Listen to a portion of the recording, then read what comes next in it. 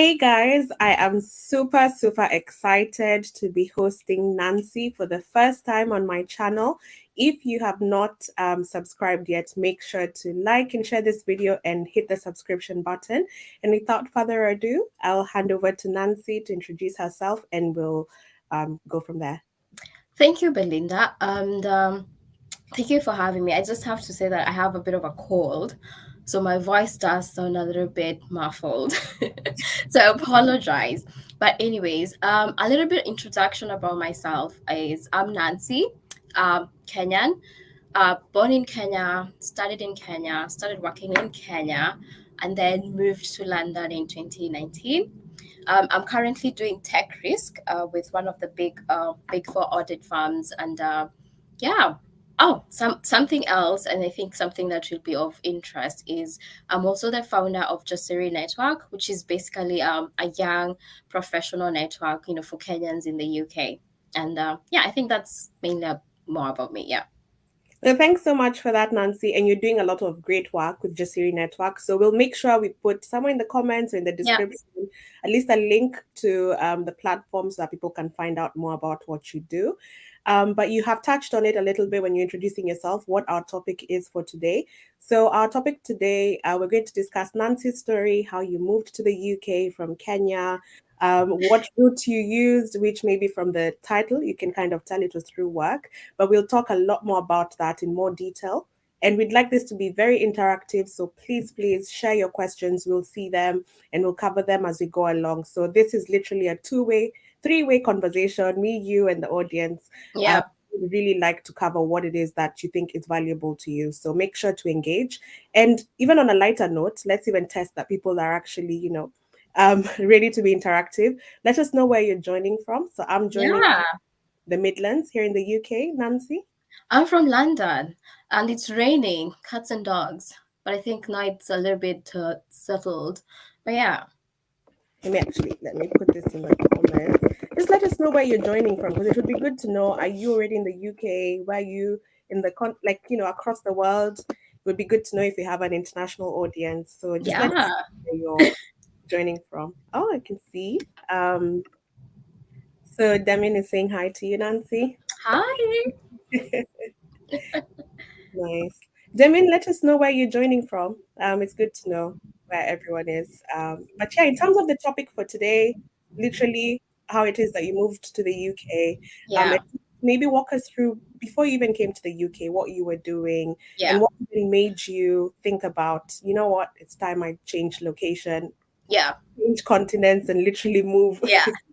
Yeah, I mean, it's one of those questions and topics where I think it's very personal to every single person, and we move for different stories and different reasons. I think for me, maybe if I could start with my career, I went to the University of Nairobi. Hey, I don't know if there's anyone here from there, but I am. Yes, I went to the University of Nairobi. I did economics and statistics main campus. And then at the time, I thought I wanted to be an accountant. So, Mm, or, at least maybe work in finance or something of the sort. So I did my CPAs, which is like accounting, certification. So I did that. And then around my fourth year, just when we were about to graduate, we'd have different companies coming to the campus to kind of do like recruitment exercises or just kind of showcase some of the things that they're doing with the companies. And I remember the big four audit firms were very, very heavy on campus and they were trying to recruit.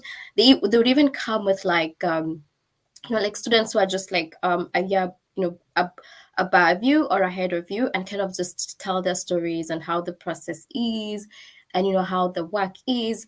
So we had lots of that and like the recruitment drives in school. So me and my friends were like, yeah, that sounds something that would be interested in. mhm, And we're like, yeah, let's try and apply. So once we finished our course, so we finished our course in like April, but then the graduation is in September or mm, thereabout. So that you had a bit of time to kind of just, you know, try your hand at different things, whether you want to go into, internship or you want to go straight into work. And just so I applied to different like graduate recruitment programs, and I got through with the ones. So my journey straight away started with the big fours. And No. when I joined, like I mentioned, because I did economics and statistics, then I did accounting, I really thought I would be joining to do like financial audit. um, Mm, and then I kind of just discovered, so when you join, you have like 1 month of training, like you're doing nothing but training. You come in 8 a.m. training all the way to 6 p.m. mm, training. So during that process, that's when I discovered that, hey, I'd been put into like what they would call tech risk at the time. So we're mm, in risk assurance. And just maybe I could explain a little bit. So in the audit firms, you have three kind of services. You have tax, you have consulting, and then you have audit. mhm, Within audit, there are several other specialities within it. So you have the main one, which is the financial audit. So these are the people that audit financial statements and the likes. And then they also work closely with other specialists, some of them being actuarials, others being, in IT auditors or tech risk, which is what my line of work is. So I mhm. ended up in IT audit or tech risk. And I was like, no, you guys have placed me in the wrong, Yeah, in meant to the wrong. control. Exactly. Because I was like, I have no idea Yeah. about anything to do with tech or IT. But then, the people who are with at the time were like, why don't you just give it a try? If you don't like it, we can now move you to financial audit. No, no, no, no. Anytime somebody tells you to give it a try, it's you're done. That's Yeah. it. Once you start doing it, then I guess reverting becomes a whole other thing. But then I think for me, I kind of just fell in love with tech. I was very, very, curious and intrigued. And I think, it was interesting enough for me, and the challenge, the learning curve was crazy. And I figured, since I had enough knowledge around the financial bits of it, why don't I do this other tech risk, which was at the time, it was very emerging. I remember the Kenyan market at the time. Even within the big four audit firms, it wasn't very common. It wasn't very well known as well. So it was a very small department and growing. Now it's fully fledged and kind of the norm. Proper. But at Yeah. the time, yeah. So I joined as an associate, and I had an amazing time. Especially like the first year was rough. I won't lie, because I had to learn so many other things which my other counterparts who had done computer science didn't have to go through the pains of understanding. Yeah, so the first year was rough, but I think the second year is when I was like, yes, I'm in the game. I'm in Mhm. the game. And I think by the second year there wasn't any difference per se between myself and maybe like the computer science colleagues of mine. And I think by the third year I was like a seasoned veteran at that point. um yeah, I think that's how I joined the big four audit firms or consulting, if you might like. Mhm. And yeah, and then that's when I transitioned. So so it's a Yeah. very Because interesting. now you said like 3 years. So at Yeah, what point in your yeah, journey yeah, you decide, I want to come to the UK? Or was it yeah. even something you thought of? So it was never, I don't think it was ever a dream of mine to come to the UK. I wouldn't even lie. I never thought I would come, because I'm like, I was happy in Kenya. I have my family, I have my friends. What else do I need? Right. So Yeah. yeah, I mean, within the audit firms, as you go out from associate to, management and then senior management, normally they would encourage people to kind of take what we call secondments. And secondments are more like, it could be 3 months, 6 months, or 2 years in a different country within the same firm. So within the same organization, within the same firm, you might go to, like, let's say Tanzania, Rwanda, South Africa, or even to like London, Yeah. Australia, the US, and then you can go and work there for like 3 months, 6 months, 1 year, two Be years, encouraged. and then come back. Yeah, Mm. because just to experience different cultures, different ways of working, different clients. There's one that within tech risk we used to like doing, which was our secondment to Germany or countries that heavily use specific systems just because we want to have speciality in that particular system. So it was common, and I knew, going up the ranks, you'd need to do it, but then you come back, so that was fine. So after 2.5 years thereabout, I did take a career break. I took a little bit of a career break, and then around that time is when I was kind of asking myself, like, what's next for me? Like, what do I want to do? And within that time, a friend of mine got an opportunity to join another audit firm in Scotland, in the UK, and then they kept telling me, why don't you try and Mm. come to this? I was like, no. As I said no for like 4 months. Yeah. So my career break was like 6 months. So for 4 months, I was just like, no. So I was just chilling, traveling, having the best time of my life with my friends and my family. Um, yeah, and also just I think at the time I really did want to spend time with my family. Um, and it's 4 years after the 4 months, then I was like, yeah, maybe I might just give it a try. Why not? I mean, I didn't also think I would get the opportunity. Yeah. Um, and I was like, okay, cool, I'll apply to Scotland, right? I applied to Scotland, I didn't get it. And then I started, okay, maybe I need to expand my applications. So I started applying to London office, Bristol, Manchester, to And different. just to confirm, this time you're applying within, is it that internal secondment thing? No, Now you're no, applying no. for jobs like So full time. at that time I'd left, and I'd left the company that I was working with, and then that was the bit of like where I was doing the career break. I then started applying to another audit firm Okay. externally. And the way I was applying to these jobs was directly on the company's website. So if you go to any of the big four audit firms, they have job vacancies on their websites. And I think that's something else people need to be aware of. Like, you don't need to ask anybody to hook you up with the job. Like, you don't need an agent. You don't need any of that. Like, just directly on the website, they have a job vacancy or job opportunity, and then you can just apply to what is applicable to you. And most of the firms, you'd find they have graduate programs. These are mainly for people who are just finishing uni, and then you have experienced hires, which is what people like myself would have to apply to, because you have experience already. And Mm. then when you're applying for these experience roles, you have to make sure that they're offering sponsorship. But I think for the UK market, they always kind of advertise whether the job role has Yeah. sponsorship or not. Because if you're coming from Kenya, then you need the company to kind of sponsor your visa, because you need a work visa to work in the UK, because you're not a citizen, right? Yeah. Yeah. So that's how I was applying. And fortunately enough, because of the way this big four audit firms work, they have offices in different cities. So I tried my hand in different offices. I think I tried four. So that's And like Edinburgh, like Scotland, Yeah, London.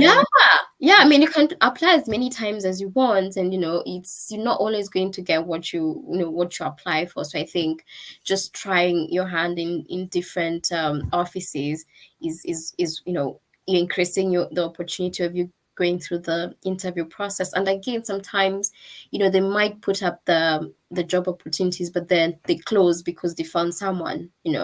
So why not try another location, right?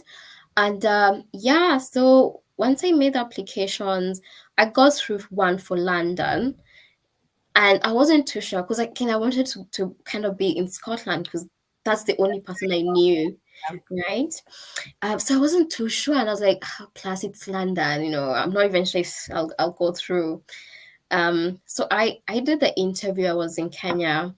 My interview, I mean, big four audit firms interviews tend to be lengthy, but I think I'm grateful for, having the experience with the graduate program, because I guess that then set the standards, and kind of I knew what to expect. Yeah. Um, so for my interview, I think the first round just started. I had to write an essay on some topic on technology or IT or something. So that was the first screening bit. So I did that, and it was timed. It was, I think, 30 minutes. I timed. I wrote that. I sent it through. Then I went to the HR interviews. It was more of like checks, just like why do I want to join? What exactly is my experience? And after that, I went to the hiring manager stage, which we talked was more technical. And then after that, I got I think the partner interview. The partner interview is more of like company fit kind of interview, where in terms of like what's your values, why are you moving, who are you as a person and that sort of thing. And I think mine was quite fast because after the partner interview, the next day I got the job offer. Oh Um, wow. yeah, it was really fast. I was surprised because normally you'd expect maybe even a week, but mine was quite fast because I remember the next day I got the offer. But then that's the easy part. Because Oh, after you get the offer, then there's a whole other process of like getting the work visa, the company getting a certificate of sponsorship to you actually coming into the UK. And I want to say between me getting the job offer and me landing in London at Heathrow, it took probably 2.5, 3 months, I want to say. actually quite decent. Yeah, I mean, for some people it goes faster. So again, it depends with the circumstances of the company. Sometimes they're really in dire need of people, and I know that people whose process has taken 2 weeks or 1 month, which is amazing, right? And so, but for me, it did take a bit of time, the whole processing. But again, different companies have different processes, and again, I've heard about people who've joined other big four audit firms, and the process was super simple and fast. And even in tech space, I know people who've joined other tech companies. The process has also been very fast. I think it's a case by case kind of situation. Basis. Yeah. No, Yeah, that's really useful. Just before we delve into now the nitty gritties of yeah, kind of, but you've really walked us very well through like how you applied and all that. But now, literally, that gap, that 3 month period, what you were yeah. going through. Before we delve into that, we've gotten some greetings from Alan, from Sagar, and then Darwin is asking for me to adjust my clock. I'm assuming he's having this. Yeah. Um, And there is a question here from Sagar that we can address before we go to Mm, the next bit. So, hi, I'm from India. Did you apply in company website or any other website? So I think you kind of touched on it, but if you yeah. could add. Yeah, it was directly on the company website. Directly on the company website. Like whatever company it is that you want to join, just go on that directly. There's a job vacancy section. Go in there, and even with the job section, they have like graduate programs, they have experienced hires, and even within that, they have like different departments. Like, is it tax? Is it audit? Is it consulting? Yeah. Yeah. And also, just to reiterate on that one. So, of course, when I've also started off in Big Four, even my graduate scheme, and also where I work And now that's is how we became friends. that's how we became friends. We were at the same firm. Yeah. Moved since, but even that period, because it sounds very like you literally followed the same process I followed when I was changing Mm, roles. Just to reiterate, even I applied also through the company website, so they do yeah. check applications.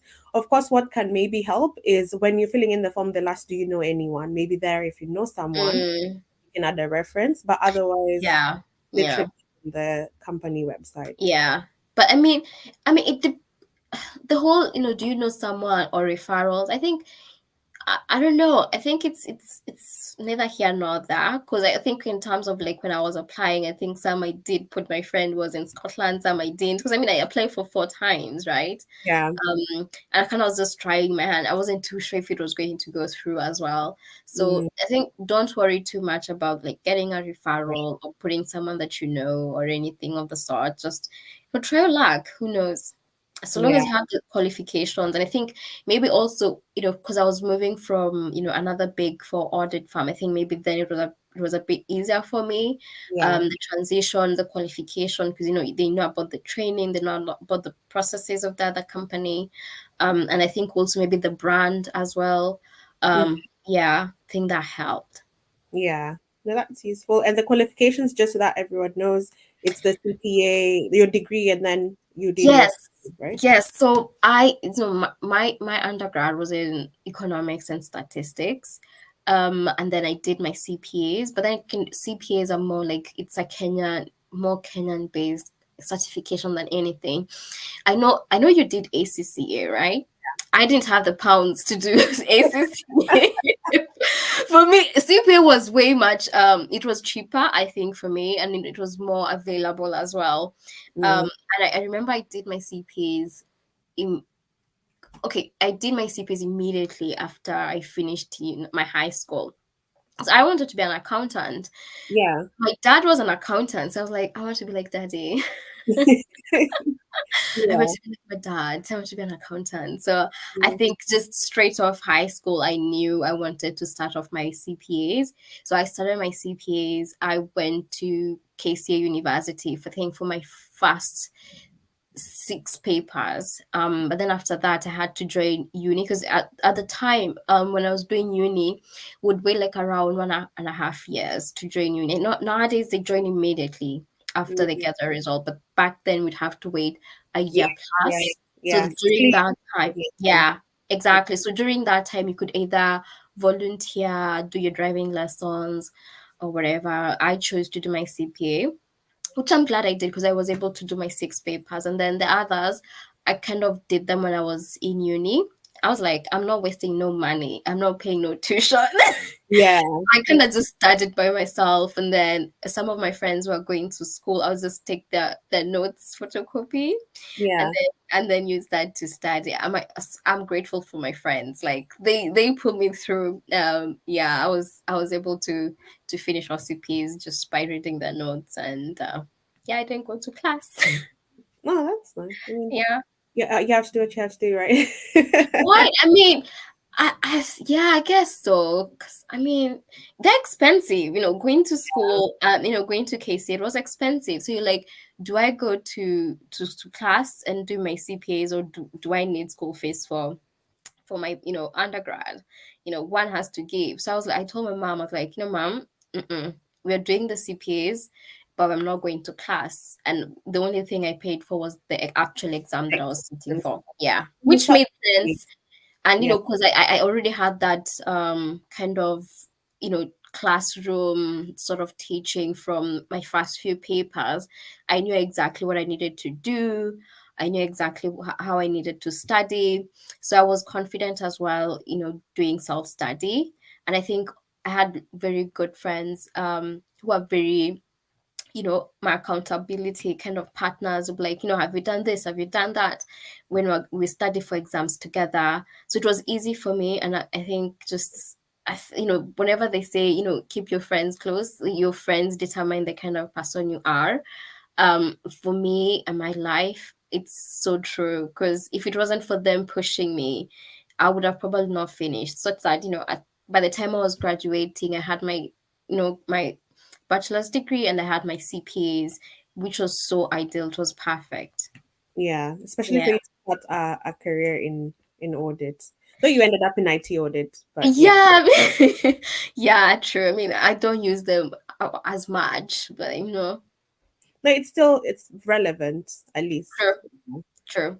I can see some more highs from George, William. Hi, also from Techie B. Thank you. We're getting some good feedback on that. Amazing. There's a question here. Do you hold dual citizenship? No, so I moved to London in 2019. This is going to be 4 years in the UK. So I came with a general visa, a tier 2 general, which now is Yeah. being called skilled labor, I think. Yes. Yeah, Skilled worker visa. skilled Yeah. labor, skilled worker. Yeah, I Yeah. think it's the same thing. I Yeah. I I at the time I was coming, I took the 3-year one, 3-year visa. So I had to renew last year because it had hit 3 years.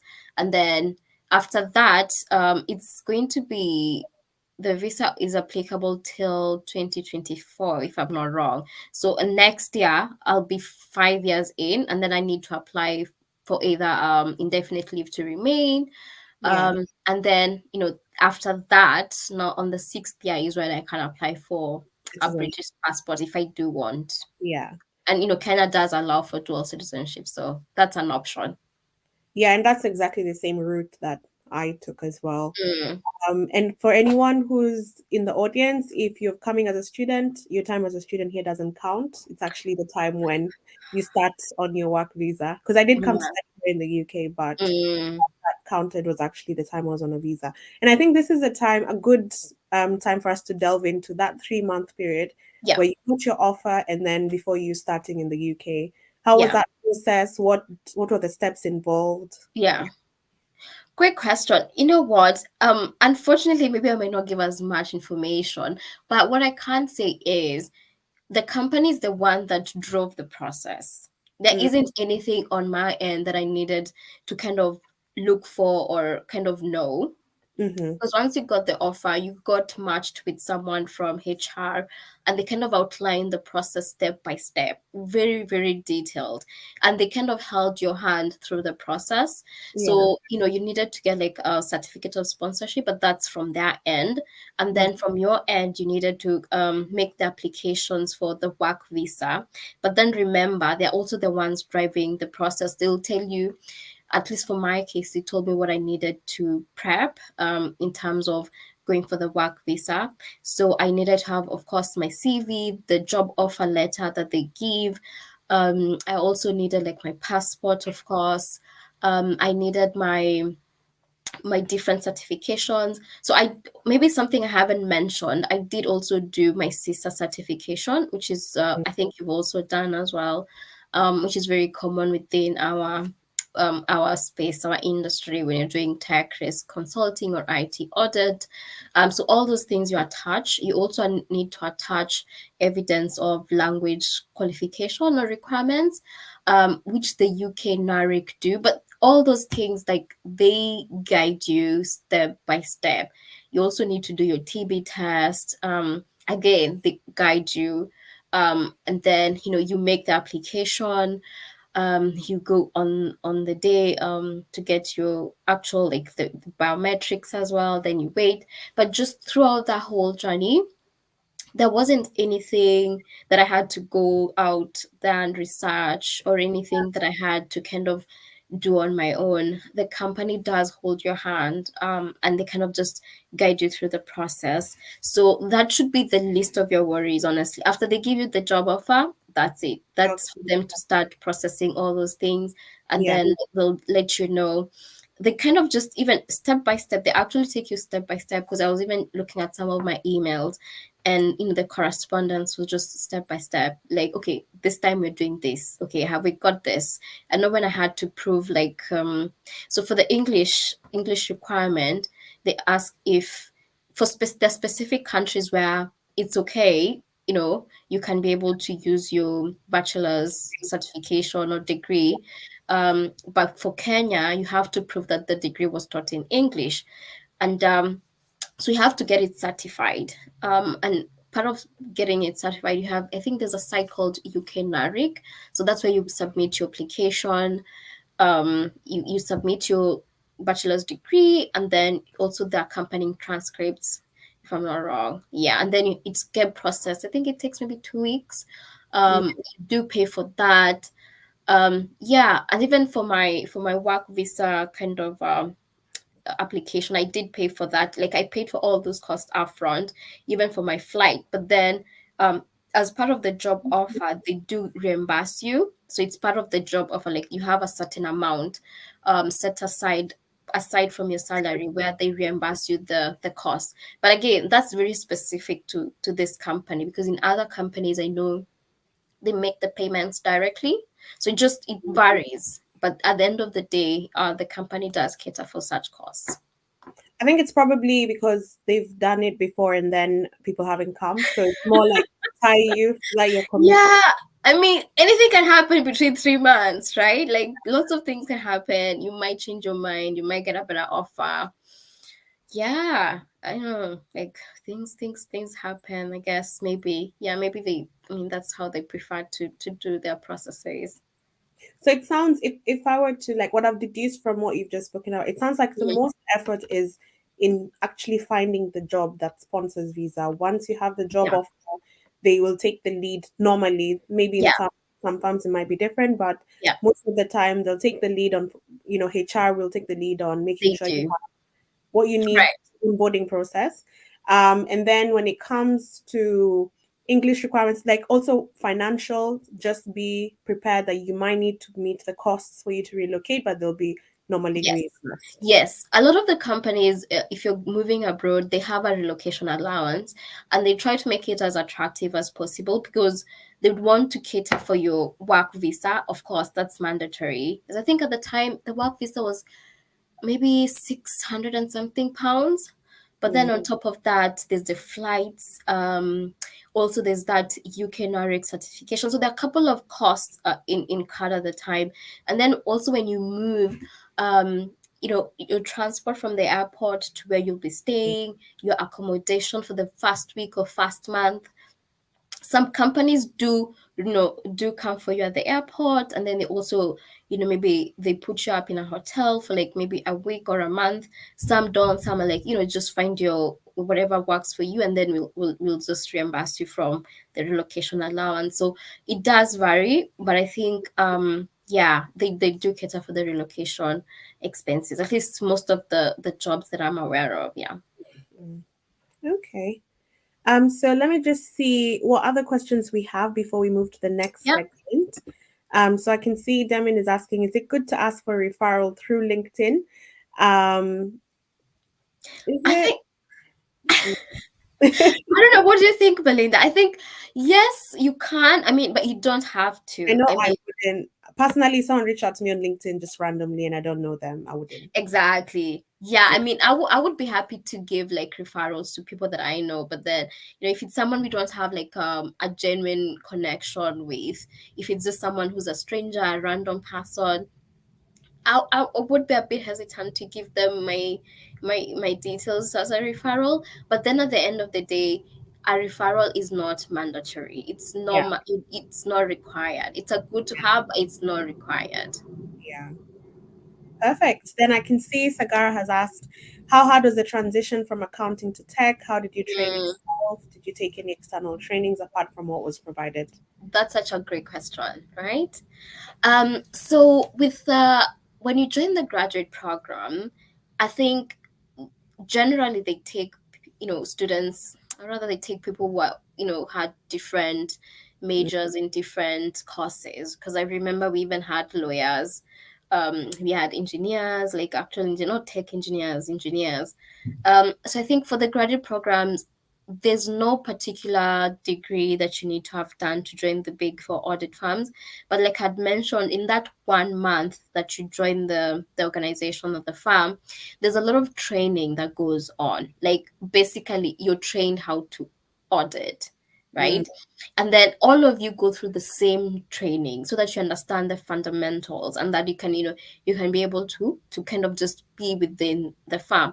And then after a while, now you get separated into, like, if you're going into tax, if you're going to consulting, if you're going to audit, if you're going to IT audit, then they separate you, and then you do further training within your specialization.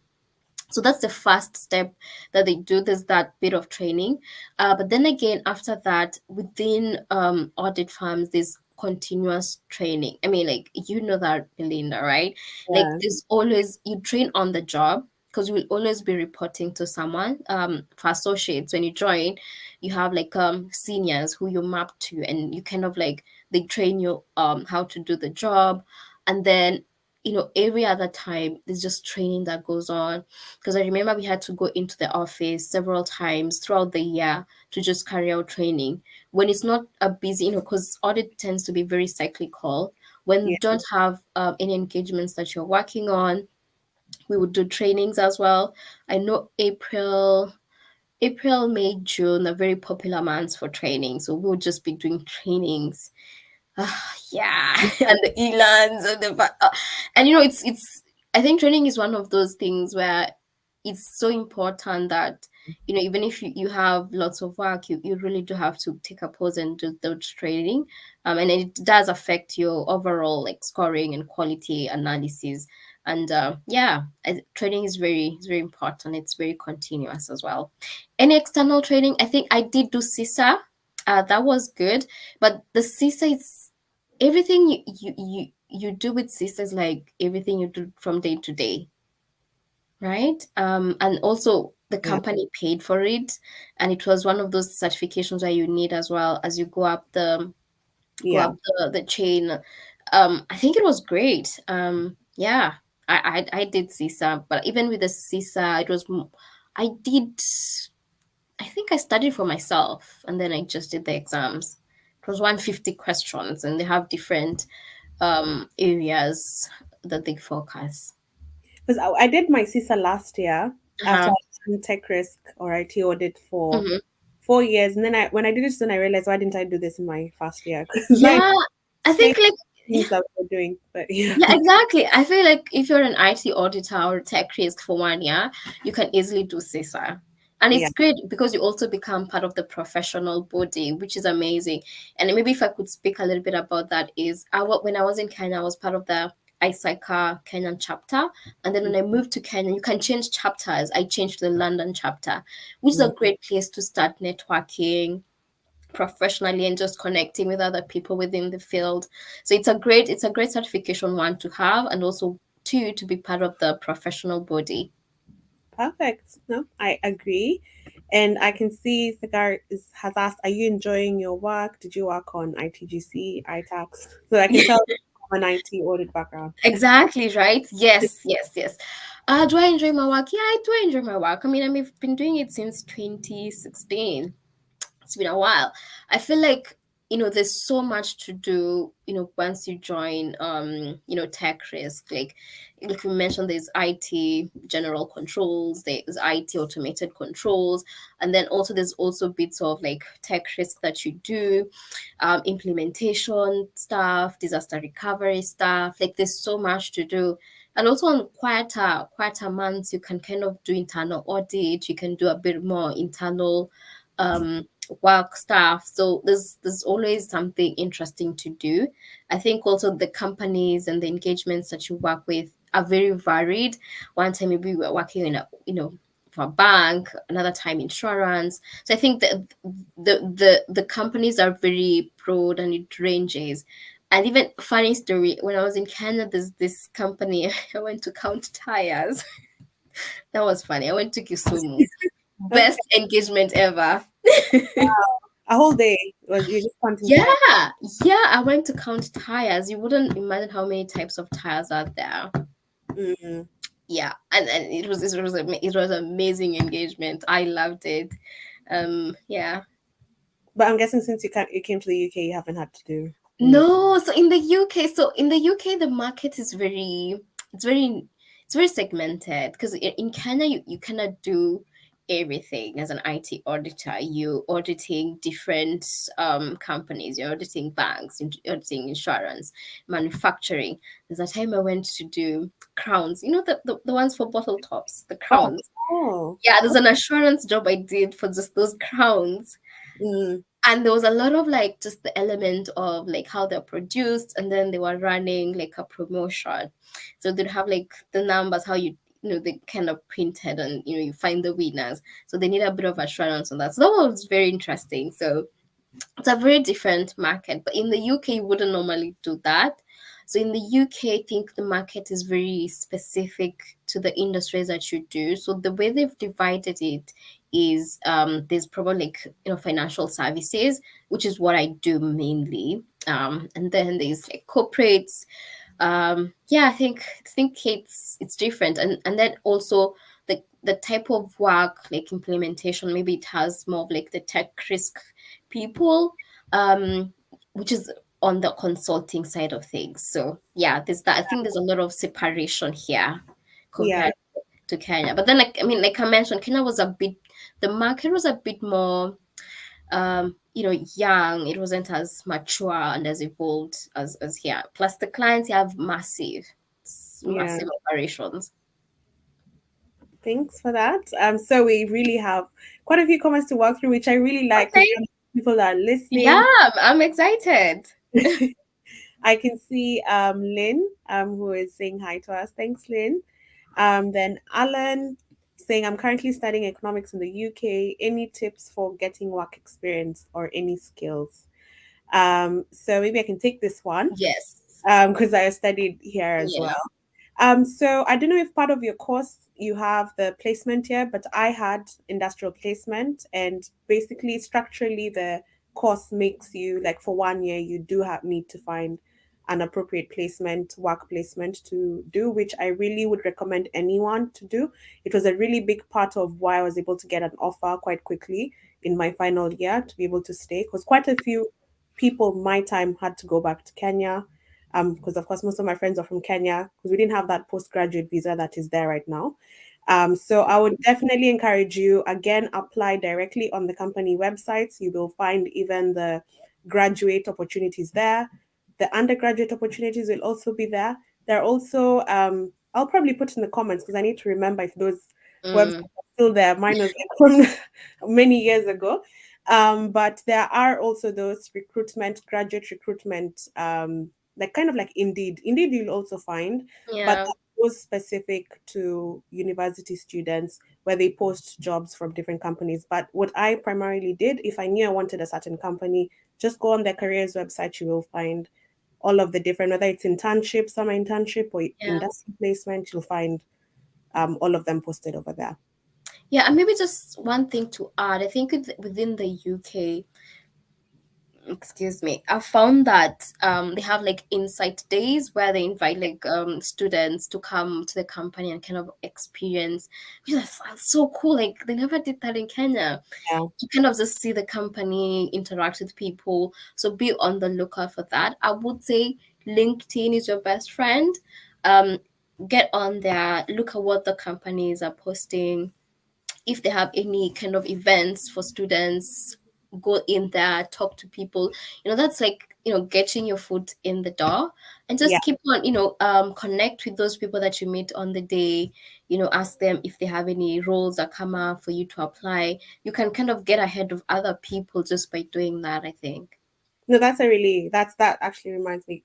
Go for those events that are held. The Yeah. universities have a lot of links, by the way, and they Mm, really get to see what events, what employers are coming to the campus to talk to yeah. the students. You definitely True. want to be involved in that.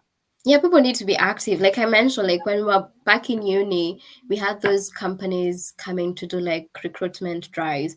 And I mean, it wasn't mandatory for you to kind of show up. It's just more of if you're interested. So if you and your friends just want to kind of just, I don't know, go to the hostels, or you have other things to do, you will miss out on some of these things.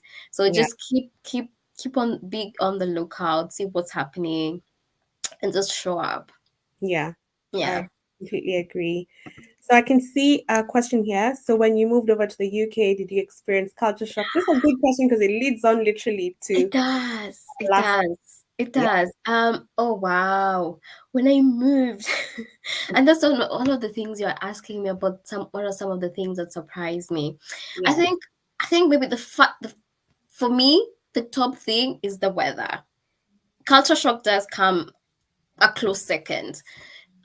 For me, the weather was just, it was brutal. I moved to London in September. It was autumn. It was a nice sunny day. I think that, yeah, the weather was really good. But then just a few days into October, November, I was like, what is this? And yeah, then winter, man. mm, Nobody prepares you for winter, right? Like I feel yeah, like you can Google, people can tell you, but when you experience it yourself, mm, that's when you're like, yeah, I wasn't ready for this. And I don't think anyone can prepare you for like the winter here. And I think even with London, it doesn't even get that cold. I think other places like up north get really cold. So, but for me, I remember being like, yeah, I mean, it's just winter, it's just cold. I'll be ready, I'll be prepared. I remember just carrying my coats from Kenya, and I thought they would do the job. Like, Yeah, that's mm-mm, actually something I wanted to ask you. Did you mm-mm. do some shopping before you came, or actually, would you advise anyone to do shopping before they come, or they should just come and do it I here? think it depends, Belinda. I think it depends. I no, like, I don't know where people shop. Like, you could be in Kenya, but maybe you shop abroad. I don't know. So I Mm, think it just depends. Of course, carry. I packed one checked in luggage, like one checked in. I had the option of doing two, but I just did one because I was like, there's no need for me to carry so many items that I might not even need. I don't know the kind of environment I'll be in. I don't know how, the workplace, how people dress. So I was like, I'll just carry some of the items that I think are like my Sunday best kind of things. And then the other things, I'll just, leave them at home, and that's what I did. And for yeah, the items that I packed for the winter, it didn't work. So all the coats I got from Kenya, I had to buy other coats here because they were not keeping me warm. And then I remember my shoes. I'm like, I was freezing to my toes. I was like, I need boots yeah, from here. So I had to buy those ones as well. And then I think the worst thing about winter is it's not even the cold. I feel like I can manage with the cold. It's the darkness. yeah. Sets The in at darkness. 4 o'clock. From 4 p.m., it Yeah, gets dark. I'm like, why? yeah, It gets dark, and then in the morning the sun rises at 9 a.m. I'm like, why? Like, why? During the whole day, it's just people get sad. People get It's so gloomy. Even you dress in black, in white, there's no colors. I mean, it's just yeah. horrible, and it affects you even emotionally and Hmm. mentally. Yeah, so I think the weather was one of those things where I was like, man. And we come from a tropical country. The equator passes through Kenya. I mean, sunny days even when it rains. So it was really a big challenge for me. Yeah, that was crazy. The culture shock was a close second, and I think the kind of culture shock was not like crazy stuff. Like, I was, because of like the internet, social media. I had already googled, like, I knew how the airport would look like. I knew Heathrow, like, this is how the process goes. Like, I knew, right? I Mm, knew how, where my the work, where the work area that it looks like I YouTube has like these things where it has like walk around a certain area, so you mm, can do that. You can also use Google has is it Street View or something, yeah, so you can kind of have a look at how a place looks like even before you go there. So I don't think the culture shock wasn't the kind of big culture shock. The culture shock was more of like the small things and the nuances. For example, the self checkout. I was like, why? You know mm. how in Kenya, when you go to a supermarket, you just Someone go to packs the things for to you. the counter, someone scans your items, someone else packs your bags, you pay, you leave, right? Mm, Here, if you go to your normal stores just around the corner, there's self checkout. You have to scan your items, bag your items, pay, and then walk out. And then yeah, even if you go to like the bigger stores, they yeah, you might find people, then they might scan for you, but then you bag your own groceries. yeah. It's small thing, but it's different. I didn't know how to do a self checkout. Like, I don't know, right? So I had to kind of ask for help, and I mean, it's not a big deal. Now it's not a big deal, but then at the time you're like, maybe they're judging me, maybe they think I don't know. So there was that. There was just also things to do with work culture. The work culture is very different. Like in Canada, the teams are very small. I think our team will maybe like 20, 30 maximum, but then you Mm, come here and you're like 150, yeah. more than 150 to 200, and it's the same, like you're doing the same things, the same engagement, the same companies. So it's very, very different. And yeah, the dynamics are different. Did you say it's less personal? Like, where it was a smaller team, I'm guessing you knew everyone. Yeah, I mean, you knew everyone. Everyone, the partners knew you, the associates, like you knew every new person, and you kind of got into each other's business. I think you knew who was getting married. You knew who had a baby. But Yeah. here, it's so big. You can kind of get lost in the masses. and you tend to need to work a little bit harder to kind of develop those relationships with like your partners, your directors, because a year can go by, 2 years can go by, and people are like, who's that? I've Mm. never, I don't know that Because person. of COVID. Yeah, and then also the small talk. I think you've discussed this also about you, the small talks. I was struggling because, oh my God, and also language, English. My goodness. I could write, I could talk about this for hours. I could write a book. So in Kenya we speak English, right? Mm-hmm. With school, it's English, and then we also, it's one of the, is it the national languages alongside Swahili. At work you use English, you communicate through English, but that's Kenyan English. It's not the British English. I remember just when I landed at Heathrow, I don't know where to get. So I didn't have somebody coming for me at Heathrow, so I had to figure out where to get my Uber. So I was trying to get help from some of the staff there, and I was like, hey, where can I get the Ubers? And they say something. I was like, sorry, Yeah. Yeah. what? It was I couldn't understand what they were saying, and it's just, I think from then onwards, it took me maybe 3 months because I kept saying sorry. Mm, What? What did mm, you say? 3 months of that before I actually kind of now became more conversant of just understanding what other people are saying, and even for them to understand what I'm saying, because also people be like, sorry, what are you saying? Like the differences, just the way we pronounce things is different. The way we, some items are called different things. A big example maybe I could share with you is in Kenya we have, how we have I don't know, like, when you're eating you have they're not cloth, like paper items where you can kind of just use for, napkin. yeah, The, mhm. serviettes. It's a Serviette. serviette. In Kenya we call them serviettes, but Yes. in the UK they're called napkins. But napkins for me, I thought it was just more of like the restaurant ones where it's like cloth, or at home Yeah. where you use it's cloth. So Yeah. I had that difference. Like the ones you buy at the supermarket for like disposable are serviettes, and then the other ones are napkins. But here they call them napkins, all both of them. So I was at the work cafeteria and I remember asking for a serviette, and they looked at me and they're like, sorry. Yeah. Yeah. And Yeah. then by the time I tried explaining what it was, like, oh, napkin. So clearly there was some, Yeah. yeah, I don't know, Even man. other things we pronounce, and then they'll maybe, Yeah, like, like the cup, like they'll say it differently. Cup, yeah, as we say it all the same way. yeah. It's small, small things. Yeah. Ah, man. Like, yeah, I mean, yeah, it's weather, culture shock. Oh, and the food. The other big is the food. The food does not taste the same. You can't convince me the fruits, the Yeah. mangoes, The the have. oranges, the chicken, the beef, it's different. And if you talk to any African who's moved, they always tell you to go to the butcher, but even at the butcher, it's not the same.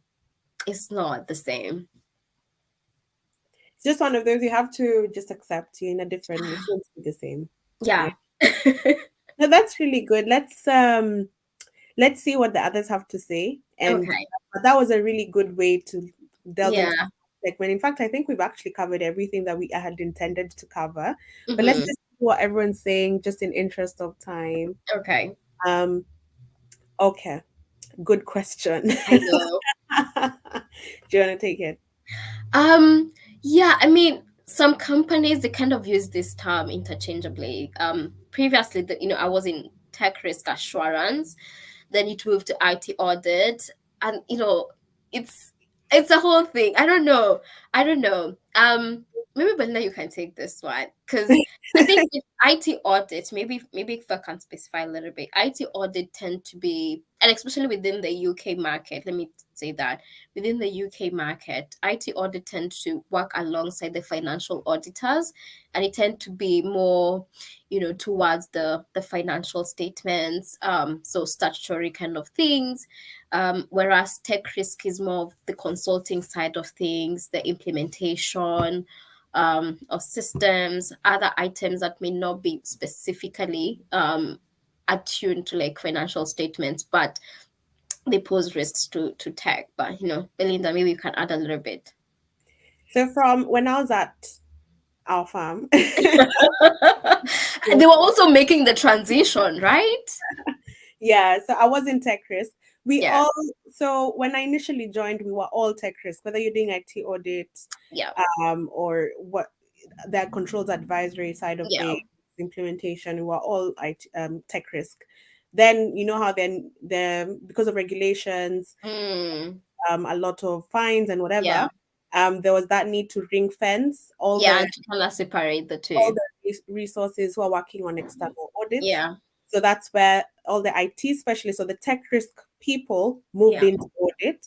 But now I remained in consulting. So tech Mm-hmm. risk is more the consulting, as you said. It's more the Yeah. consulting side. Though to be honest, it's primarily driven by still IT audit. So we'll be called in. Mm, Clients maybe got bad comments in the previous year. They got certain things they need to fix. We'll of course yeah. try fix it. Yeah. Yeah. And I think the good part is because of the kind of skills we have, you can kind of move back and forth. You can do either. But then again, depends on the company that you join. Depends on the team that you join. And again, remember there's so many things coming up within tech. You have your cybersecurity, you have your cloud. So Yeah, there's so much to do within that tech risk assurance space. Yeah. And like I mentioned, it's just there's a lot going on. So I yeah. think just acquiring the skills, getting a little bit of experience, then you're able to kind of market yourself to a bigger range of things. I agree. And I can see Lynn saying that this is so lovely. Thank Oh, you. thank you. And I can see Chedza. I'm sorry for That's my friend. Thank you, Chi. and then I can see Sagar saying you're both an inspiration for people Oh, who thank want. you.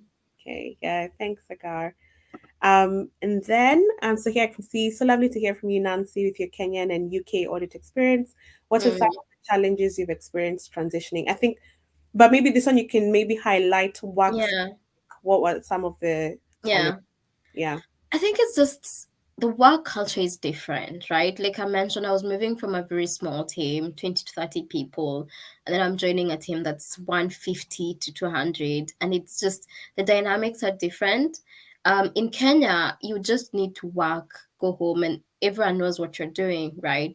But here, because the teams are so big, mm, you kind of have to shout about what you're doing. You have to share what you're doing. You have to tell people, "Oh yeah, I'm doing this."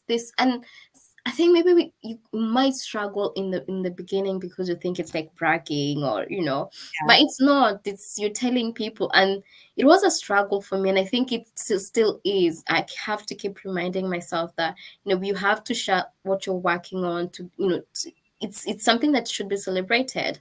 I think just that championing and advocating for yourself is very big in the UK. In the yeah, UK, you have to establish very good working relationship with everyone, from like the associates, your juniors, your managers, your partners. You really have to develop that relationship with them. Tell them what you're working on. Tell them what your aspirations are. You have to put in that time. In Kenya, you really didn't need to, because I mean, in Kenya we had like one partner, mm, right? And then we had a director at the time. I mean, now it's probably bigger, right? But it was smaller and everyone knew everyone. Yeah. And I think also London is just special because I think within the UK and having worked with others from different cities, I think London is special. But I think you have to take your career very seriously. You have to advocate for yourself, and yeah, yeah, you need to speak up basically.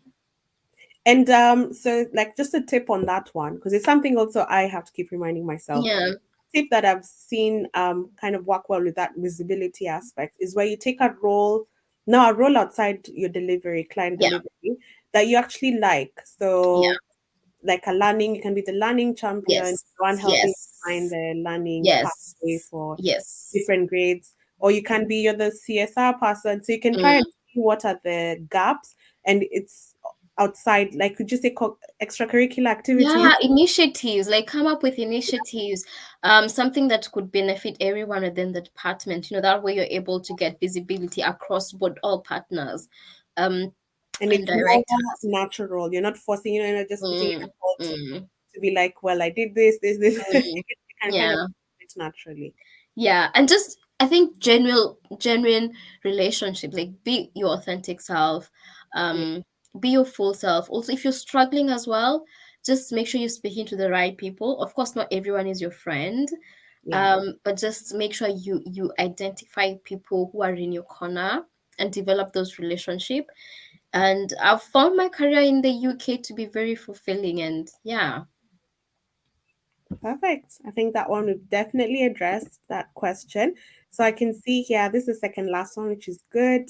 yeah. So can you suggest any recruitment agencies for people who want to move to UK and work IT audit?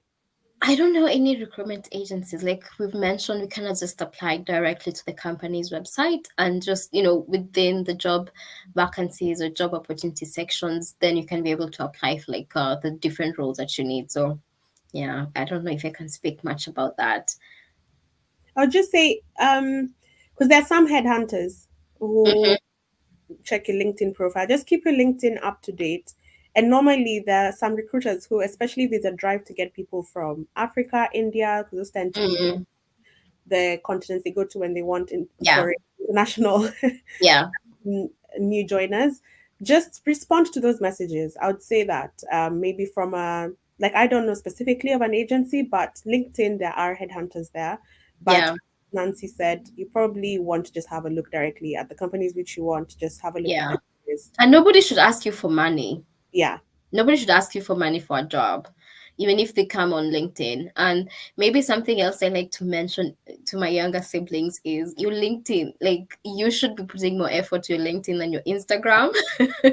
Like LinkedIn is a tool, like is a tool that I think most people don't use to kind of put themselves out there and network and see what's going on. So that's something that I would encourage people to kind of like have a look at. yeah. I completely concur with that. And then our last one, which is quite timely because we're literally just on the spot, like 1 hour afterwards. Yeah, Alan is saying, keep up the good work on Jasiri thank Network. you. I think you should probably take this opportunity to Yes. deeper on what you do. Yes. Yes. Yes. And I think maybe I connect this to what you kind of mentioned, some of the top tips when you're moving. I think looking back, I would want to say, just from my journey to anyone who's making this journey as well, or making this transition as well, is they should look at it as a journey. I know it can be difficult. My first 3 months were crazy, and it's just 2 weeks, and then COVID happened, so there's just so many things happening. So I think, one, look at this process as a journey. Be kind to yourself. Always advocate for yourself because nobody else will. Mm, Make sure you're intentional about your friendships, your relationships with your friends, with your family. Make sure you're connected with them because you could be surrounded by so many people, but you still feel lonely. So there's that sense of um, community that you need. So be very intentional with your friendship, be very intentional with your family. you know for those people that are back home in Kenya, be very intentional, keep in touch, because mm, sometimes your friends can kind of feel like they've moved on with their lives and they kind of forgotten life kind of happens, right? Life happens, and things happen, but just make sure you're keeping in touch with them. I wrote some notes here. So other things I would want to say is be open-minded. I know, like we mentioned, that the food is not the same as what you're used to back home, but that's because you're in London. That's because you're in the UK. That's because you're in a different country. Be open minded, try different things. I think here in London, we are so privileged that it's a melting point of so many cultures. So there's so many different cuisines that you can try out. There's Indian, there's Japanese, there's Chinese, there's Thai. Like there's so many. There's Australian. There's so many cuisines. yeah. Try out. Give the place that you're in a chance. Like let the place surprise you. And of course, have friendships that are based here. Feel like you're present. take your time to know the place. And then, in terms of talking about community, that's why I even started Jasiri, because I was trying to find a community of friends, like-minded people that I could connect with. And yeah, I felt like I actually just started with my friends who were like, yeah, let's connect, let's meet up. I'll do the socials on a Saturday. We'd meet up and just kind of, just commune, just speaking Mm. Swahili. Belinda, you know what I'm talking about. Eating chapati. Oh my God. Do you know, like just speaking Swahili with someone else, being able to banter in a Kenyan manner. And that's why Jasiri was kind of born. And, Jasiri is a network for like young professional Kenyans. And some of the pillars or some of the things that we're very passionate about with Jasiri is the social connections, just bringing people together, and then also the professional networks that you get. I always say when you're networking, network with your peers first and foremost. The people you know are your network. Even Mm, before you start networking with the director of so and so company, like mm, like your friends are the ones that can put you on. I like the whole journey, like me doing my CPAs, applying for jobs. Like I did that with my friends. We were like pushing each other, like, have you applied? At what process are you in? Like, mm. and that's the kind of networks you need to keep. And now even some of my friends who've left and joined other companies, they've gone to different countries. That's your network. Those are the people you need to kind of keep in touch with. Make sure you're connecting. So that's your network. So social connection, professional networks, and also mentorship. Maybe something that will begin once we've established is just to make sure we are mentoring other students, other people coming up within their career. But yeah. No, and I'm really proud of you. Thank you.